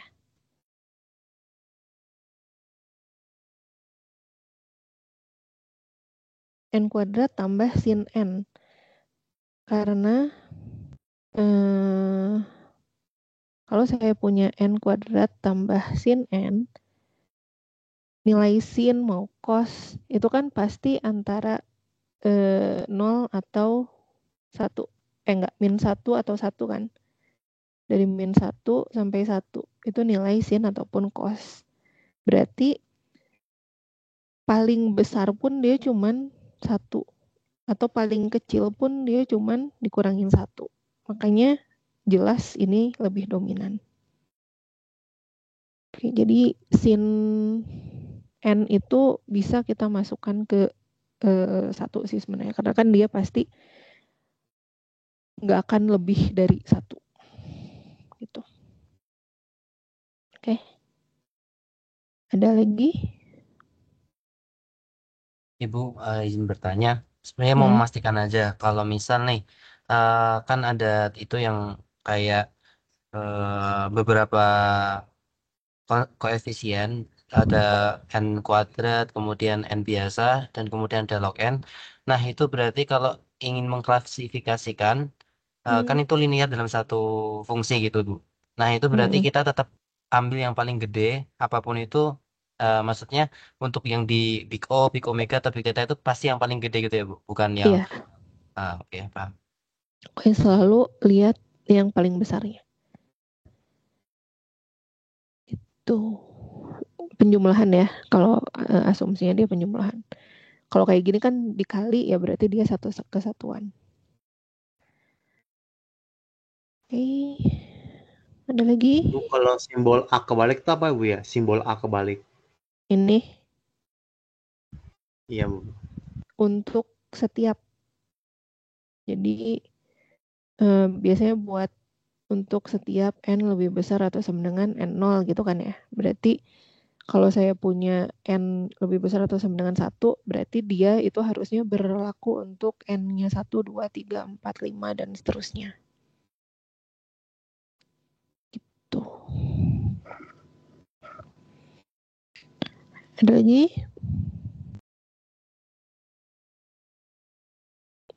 Aman ya? Ibu, kalau akar N posisinya di mana, Bu, kalau misalnya di perbandingan itu? Akar N itu berarti N pangkat setengah. Berarti ada di sini. Ini kan N pangkat 1 kan? Oke. Terima kasih, Bu. Sama-sama. Ada lagi?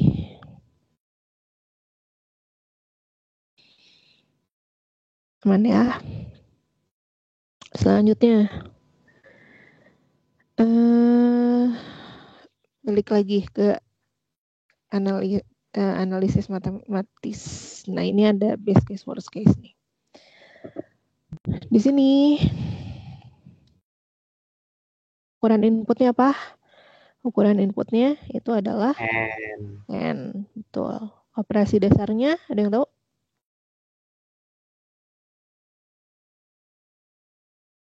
Operasi dasarnya penjumlahan ini maksudnya ya.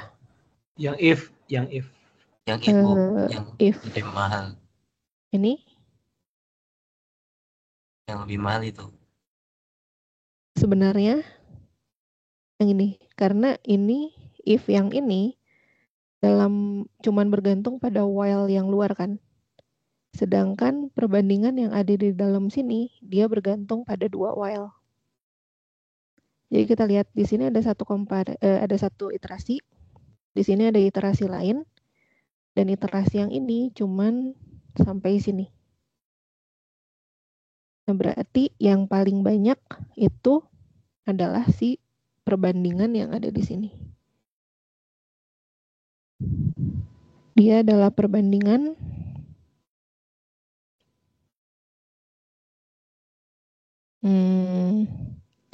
J lebih kecil atau sama dengan N, and J not equal to I.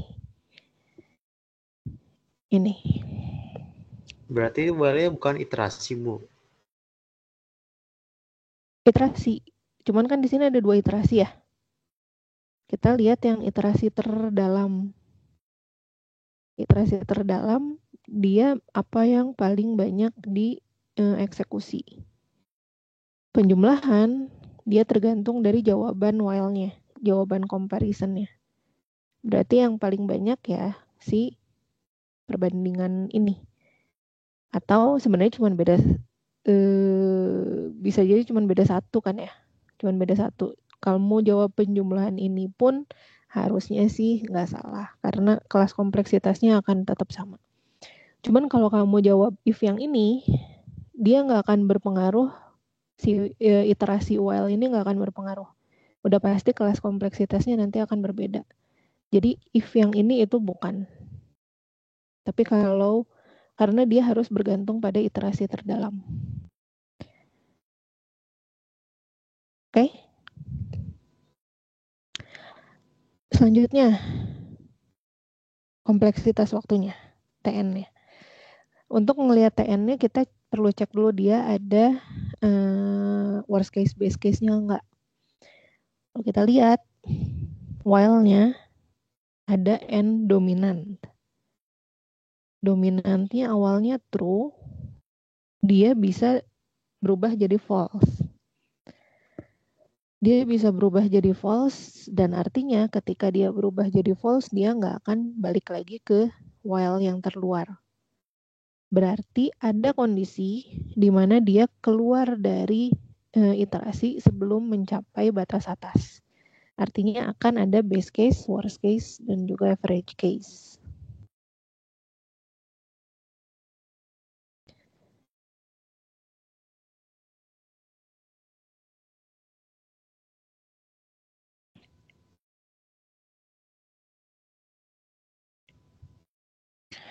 Sekarang base case-nya seperti apa? Base case-nya kapan sih? Kalau kita lihat, ada 2 while ya. Yang ini bergantung pada I, berarti dia nggak bergantung pada isi data. Yang satu bergantung pada boolean, di mana booleannya bergantung pada isi datanya, si array-nya. Berarti ini nantinya yang akan menentukan dia keluar di tengah atau enggak. Yang di sini dia mulai dari N sampai J-nya itu tidak sama dengan I. I-nya sendiri sebenarnya dia bergerak di sini kan. Berarti ketika awalnya kita punya I-nya itu adalah mulai dari N. I-nya mulai dari N. Ketika I-nya sama dengan N, I-nya 1. Maaf ya, sudah nggak konsen. I-nya mulai dari 1. Mulai dari sini ya. I-nya mulai dari 1. Terus J-nya kita mulai dari 1 juga. Tapi ketika itu, kita akan punya sum-nya itu adalah 0. Ya kan? J-nya 1. Kemudian kita masuk ke while yang ini, dominannya masih true. Di sini kita masuk J-nya 1. Di sini kita masuk sum-nya 0. Masuk ke sini, base case-nya kan kita langsung keluar ya. Base case-nya langsung keluar, dan memang ketika kita masuk ke sini, J-nya itu lebih kecil atau sama dengan N. Let's say betul N, J tidak sama dengan I. Tapi kondisi ini dia tidak berlaku, berarti dia langsung keluar. Kita langsung ketemu if. If A 1 karena AII lebih kecil atau sama dengan sum, di mana sum-nya 0. Kita langsung keluar di sini. Di sini kita langsung dominannya false dan kita langsung keluar dari loop terluar. Berarti ketika ini terpenuhi, kita akan langsung terminate, langsung selesai. Berarti kondisi apa yang menyebabkan dia itu jadi base case? Kondisi ketika A11 itu lebih kecil atau sama dengan 0. Ada berapa banyak perbandingan yang dilakukan? Ada cuman sekali. Ketika I-nya 1 dan J-nya 1. Sehingga kompleksitas waktu untuk base case itu adalah 1. Oke. Dan kapan base case itu kita alami? Ya ketika A11-nya itu sama dengan lebih kecil atau sama dengan 0. Ada pertanyaan, ini abs ya. Absolut ya berarti dia harus sama dengan 0 sih lebih tepatnya. Berarti si A satu-satunya harus sama dengan 0. Untuk base case ada pertanyaan? Bu, ini array atau matriks kira-kira ini yang dicek? Array 2x2 ya, matriks juga. Array 2x2 kan bisa dianggap sebagai matriks juga ya.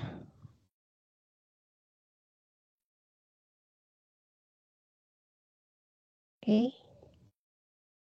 Izin bertanya, Bu. Ya. Kok kompleksitas waktunya sama dengan 1 karena operasi dasarnya hanya terjadi 1 kali atau karena while-nya hanya terjadi 1 kali, Bu? Di sini operasi dasarnya kebetulan while yang dalam. Dan itu hanya terjadi 1 kali. Patokannya while yang dalam ya, Bu? While yang dalam. Oh, itu Bu, kan J kan tidak boleh sama dengan I. Berarti kalau sama dia berarti udah keluar ya? Iya, dia kan udah sekali nih. Yang operasi dasar yang kita punya di sini udah sekali dilakukan ketika I-nya 1, J-nya 1. Terus dia langsung keluar kan, langsung ketemu si if yang ini. Nah, kalau kita punya kondisi A-I-nya itu A11-nya itu 0, ya berarti dia langsung dominan false dan langsung keluar dari while keseluruhan. Berarti selesai ketika cuman 1 kali comparison yang ada di sini. Oke. Sekarang worst case. Worst case-nya itu berarti kita nggak usah peduliin si dominannya, karena worst case berarti dia hanya bergantung pada si n-nya aja. Berarti yang luar, iterasi luar itu adalah bergantung pada I, di mana I-nya mulai dari 1 sampai N. Kemudian kita ketemu si basic operation-nya yang dia juga bertindak sebagai iterasi. Batas atasnya itu adalah N. Tapi bukan N sih sebenarnya. Bentar ya. Ini agak tricky. Di sininya agak bukan tricky, mengecoh. Ini kan kalau misalnya saya punya I-nya 1 di awal, J-nya 1 dia berhenti. Karena udah ketemu J sama dengan 1 kan. Ketika I-nya 2, berarti J-nya yang saya akan punya itu awalnya 1 di sini. Habis itu dia nambah 1. 2. Tapi pas saya ketemu 2, dia akan masuk ke sini. Berarti akan keluar lagi dari while. Berarti cuman 1 sampai 2 nih. Ketika I-nya 3, sama. Dia juga akan reset jadi 1, ditambah 1 lagi, jadi 2. Iterasi berikutnya tambah 1 lagi jadi 3, tapi dia akan berhenti lagi gara-gara ini. Berarti cuma 1 sampai 3. Jadi ini tuh sebenarnya bisa kita tulis sebagai while J lebih kecil atau sama dengan I. Makanya yang di dalam itu sebenarnya adalah J-nya mulai dari 1 sampai I. Dan di dalamnya kita melakukan 1 kali perbandingan ini. Oke, kemudian di sini saya punya sum of I 1 sampai N. Sum of 1 itu batas atas dikurang batas bawah tambah 1.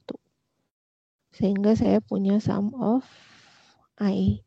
Dan ini adalah setengah dikalikan batas atas tambah 1. Yang tadi pertama ada di big O 1, worst-nya ada di big O N kuadrat. Average-nya itu maksudnya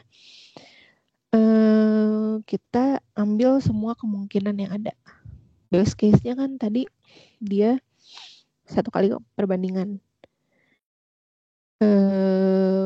Tapi bisa juga kita keluar setelah 2 kali perbandingan, 3 kali perbandingan, dan seterusnya. Makanya di sini kita bisa cek beberapa kemungkinan yang ada sampai T-worst, dan kita bagi sama berapa banyak yang kita cek T-worst. Ya, nanti ini jadi 1 per T-worst. Kita punya sum of I, di mana I-nya mulai dari 1 sampai si T-worst-nya.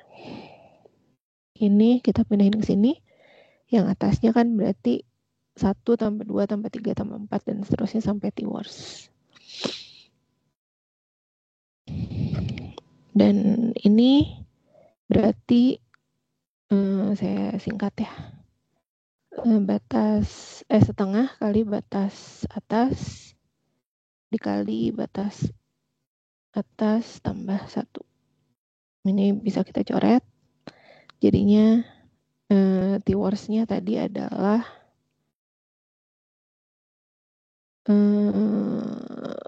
setengah N plus 1. Tapi intinya dia akan ada di big O N kuadrat juga.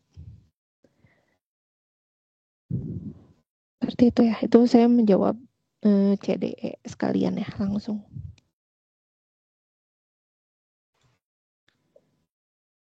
Oke.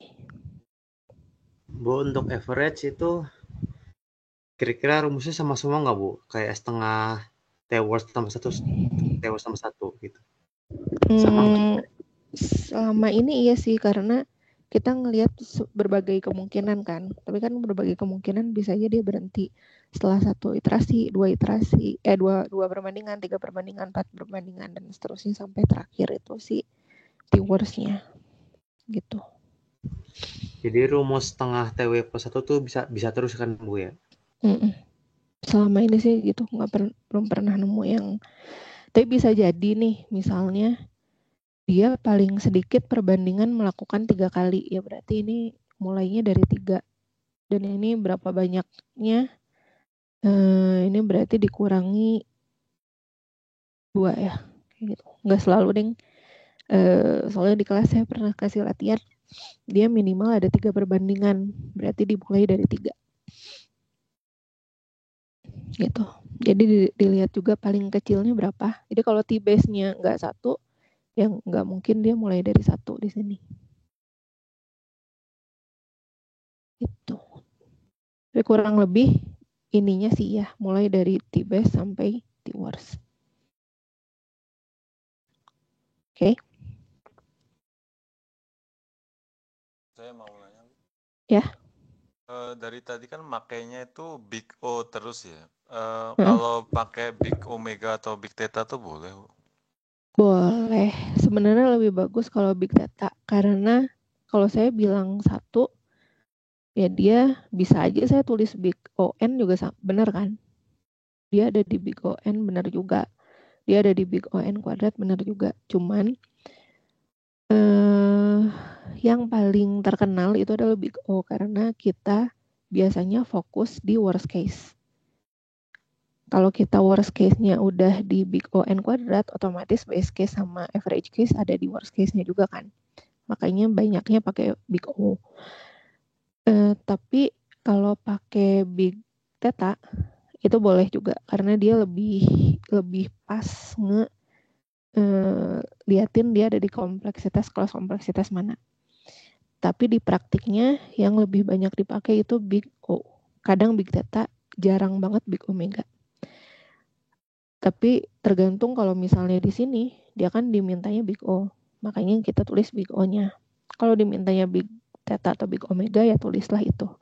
Kalau bebas terserah kalian mau Big Theta atau Big O atau Big Omega. Cuman saran saya jangan Big Omega sih. Karena semuanya udah pasti masuk Big Omega 1 kan ya. Jadi jangan sebaiknya Big Theta kalaupun bukan Big O. Cukup menjawab? Baik, Bu. Terima kasih. Sama-sama. Mohon maaf Ibu. Ya. Mengingat waktu, apakah boleh jika soal ini barusan jadi soal terakhir yang dibahas malam ini? Boleh banget. Saya juga udah capek. Oke. Alhamdulillah. Yang materi kali ini sudah selesai. Sebelum itu, apakah saya boleh minta sesuatu dari Bu Gia? Mungkin dari Bu Gia bisa kasih kami closing statement, kata-kata motivasi buat besok biar semangat ujiannya. Oke, teman-teman semua, semoga untuk ujian besok lancar semuanya. Bisa baca-baca lagi slide-nya ataupun soal-soal kuisnya. Kalau misalnya ada yang berbeda antara apa yang saya jelaskan dan dosen kalian jelaskan, sebaiknya ambil yang dosen kalian jelaskan karena kan nanti yang menilai itu dosen kelas kalian ya. Kadang ada beberapa persepsi yang berbeda, jadi kalau misalnya ada yang berbeda silahkan ambil apa yang dosen kelas katakan. Semoga bisa lancar pengerjaan ujiannya besok dan semoga apa yang dijelaskan hari ini dapat berguna untuk ujian besok. Terima kasih. Terima kasih Ibu. Kami dari panitia mengucapkan terima kasih buat Bu Gia yang sudah menemani kami pada malam hari ini. Mungkin Bu Gia kalau misal ada urusan lain boleh meninggalkan Meet terlebih dahulu. Oke. Saya izin live ya. Terima kasih. Assalamualaikum. Terima kasih Ibu. Waalaikumsalam. Baik teman-teman, agak kerasa nih udah sampai di penghujung acara. Tapi sebelum itu bisa nih teman-teman buat ngisilin feedback nih yang akan di-share sama panitia di chat sambil nunggu ngisilin feedback. Bagi teman-teman bisa untuk siap-siap open kamera karena habis ini kita akan melakukan sesi dokumentasi. Ya, keudahan. Boleh nih teman-teman sudah di-share linknya diisi ya. Yang bisa on cam, boleh on cam. Kita mau dokumentasi.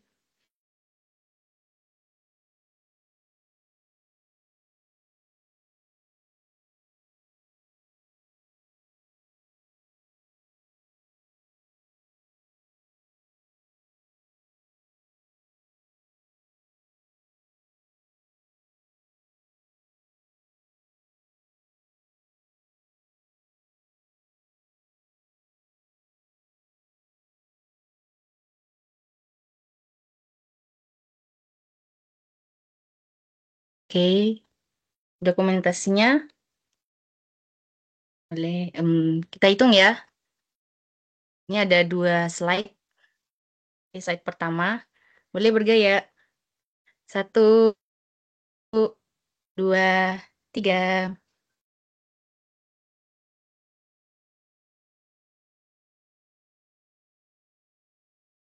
Oke, buat slide selanjutnya.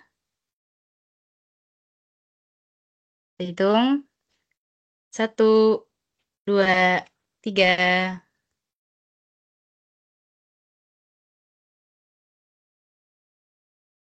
Oke.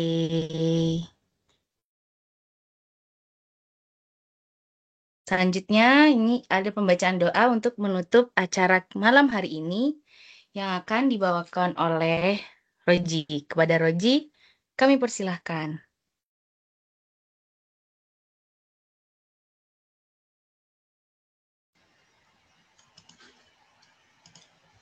Baik, sebelum menutup kegiatan pada malam hari ini, alangkah baiknya kita membaca doa bersama-sama. Allahumma innaka anta ta'lamu anna hazil qulub qad ijtama'at ala mahabbatik wa taqat ala ta'atik wa tawahhadat ala da'watik wa ta'ahhadat ala nusrati syariatik wa kisillahumma qabitataha wa adim waddaha wahdiha subulaha wa amla'aha binurika allazi la yahbu washrah suduraha bifaidil iman wa jamili tawakkuli alaika wa ahyiha bimagfiratik wa amitha ala syahadati fi sabilik innaka ni'mal maula wa ni'man nasir. Allahumma amin.